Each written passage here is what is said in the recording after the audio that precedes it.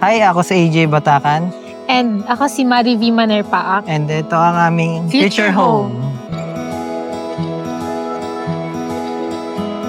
Nung nandito kami kay First, kumbaga nakita ko na yung future sa kanya. And then, yun nga, malapit na din kami ikasal. Perfect timing siya na meron kaming lilipatan after our wedding. And si First yung napili namin. Bay yung napili naming location kasi dito na talaga ako lumaki eh. Simula bata ako, dito ako nag-aral. Masasabi ko talaga maganda talaga location ng Bay.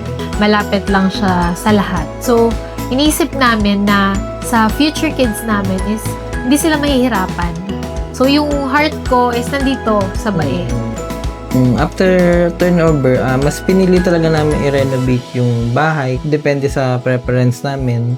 Yung napili namin unit is inner unit. Perfect kasi siya for us. Modern kasi siya. At the same time, pag nagka-kids kami or kahit isang anak lang, meron na siyang sariling space niya.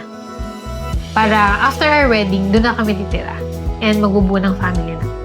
Yung napasok sa isip ko is yung environment talaga ni Pers. Maganda talaga yung niya, yung community.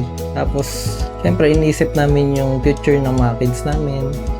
Excited na kami makalipat. Hindi na namin mahintay nga yung pinapagawa namin. Nakikita ko yung mga kids namin, naglalaro, and then maganda yung environment niya.